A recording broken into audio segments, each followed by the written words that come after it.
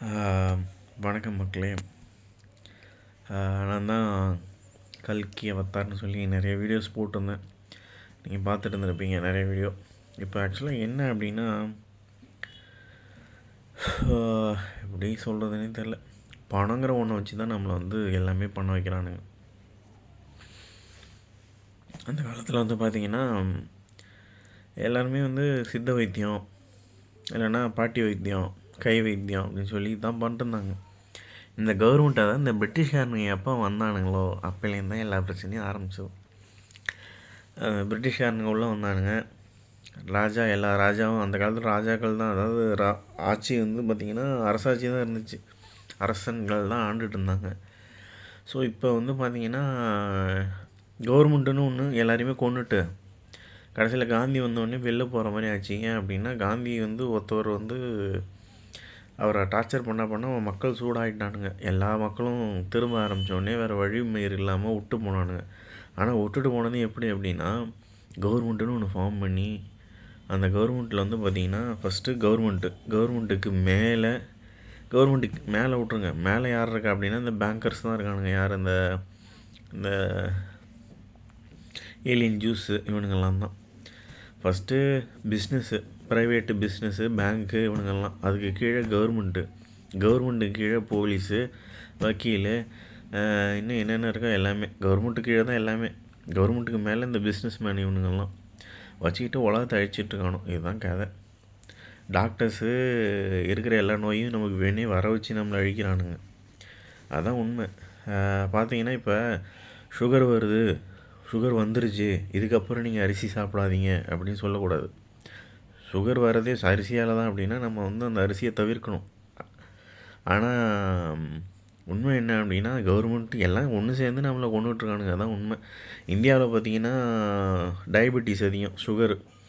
அதுவே US UK அங்கெல்லாம் பார்த்திங்கன்னா கேன்சர் அதிகம். இது எல்லாத்தையுமே ட்ரீட்மெண்ட் பண்ணுறங்கிற பேரில் மருந்து கொடுத்து காசு இருக்கிற காசெல்லாம் பிடிங்கி நம்மளை பிச்சை எடுக்க வைக்கிறானுங்க. இதுதான் உண்மை. கவர்மெண்ட் ஒரு புண்ணியம் பண்ணல. அவனை சரியான 9 இருக்கிற எல்லாமே 9. அவனுங்க எலிமினேட்டி இதெல்லாம் ஃபார்ம் பண்ணி இதான் பண்ணிகிட்ருக்கானுங்க.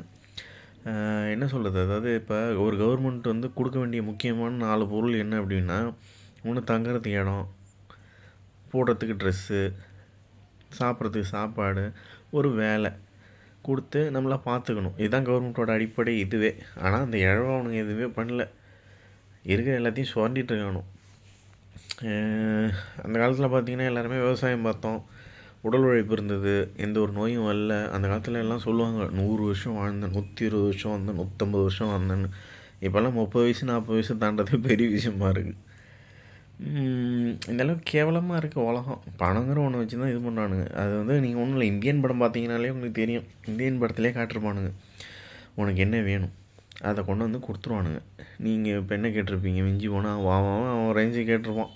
என் ஃப்ரெண்ட்ஸுமே நிறைய பேர் கேட்டிருக்கானுங்க. எனக்கு என் ஃபேமிலியிலே இருக்காங்க ஏகப்பட்ட பேர்.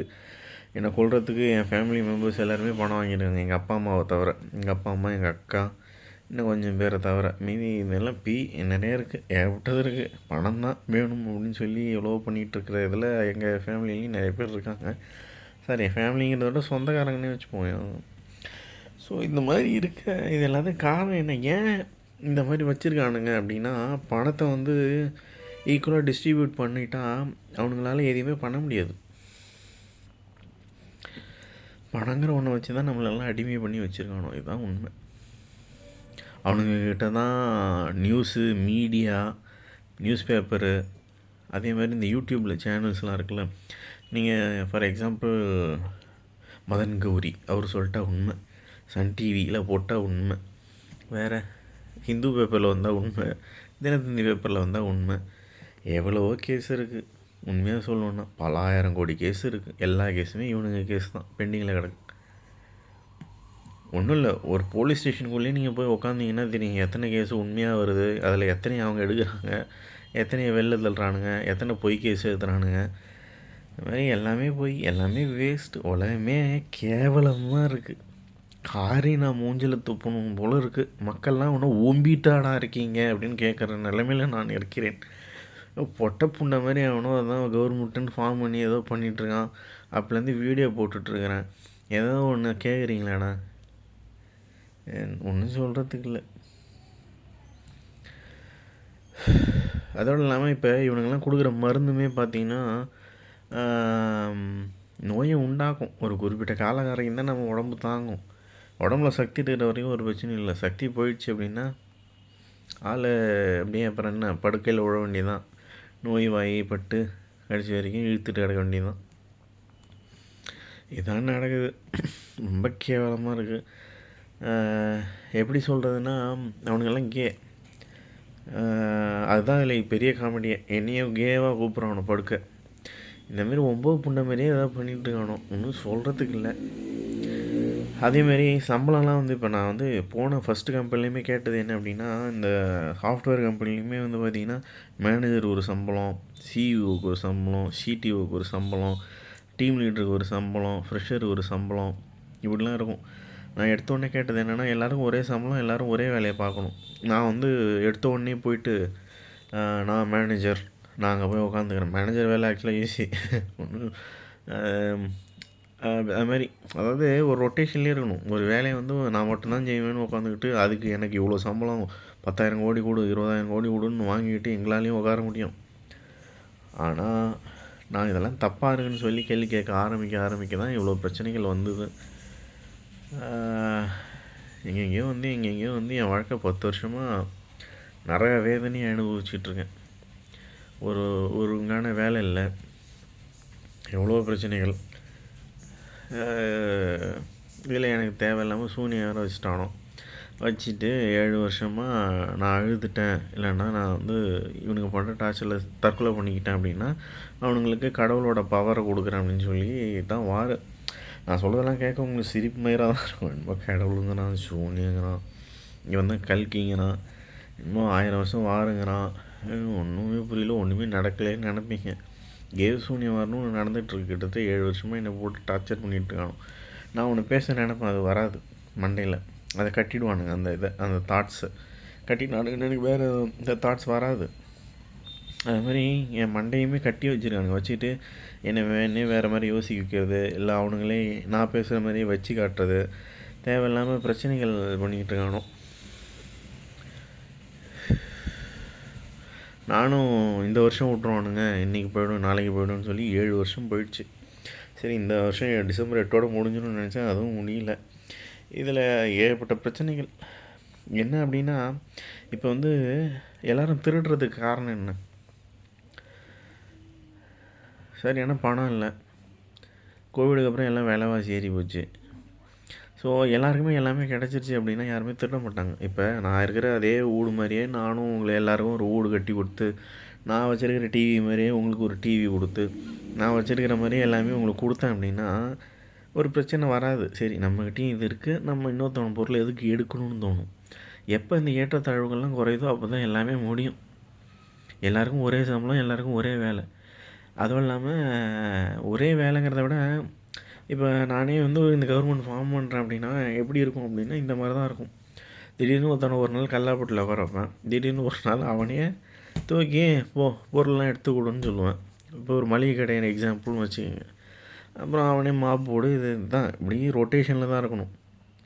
எல்லாம் சில பேர் என்ன பண்ணுவானுங்க, ஆசை பிடிச்சி போயிட்டு நாங்கள் எப்போயும் கல்லாப்பட்டிலே தான் உட்காரோம், நாங்கள் முதலாளி. அதெல்லாம் கிடையாது. இங்கே எல்லாமே காமன். இனிமே நான் சொல்கிற ரூல்ஸ் தான், எல்லாேருக்கும் ஒரே ரூல்ஸ் தான்.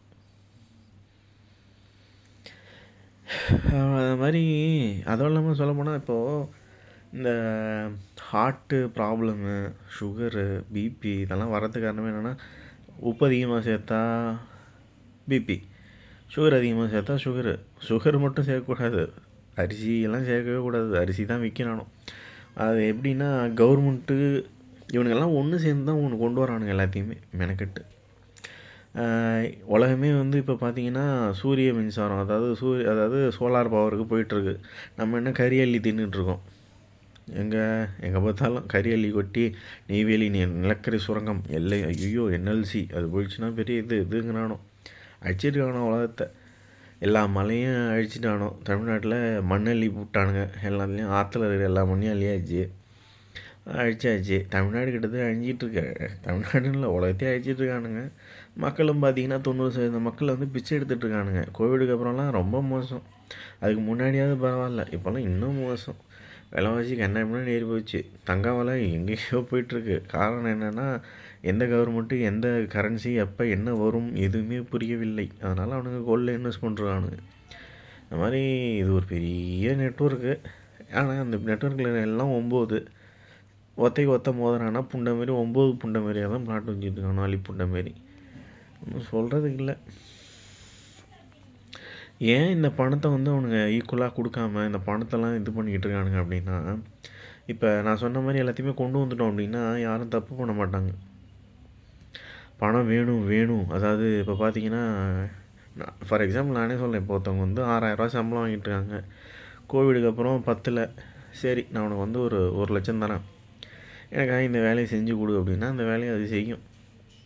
சரி 1,00,000 கிடைக்கிது, ஏதோ இதுதானே என்னப்பா நமக்கு தேவை இருக்குது அப்படின்னு ஒவ்வொன்றா அப்படியே உழ வச்சிட்ருக்கான் அவனை காலில்.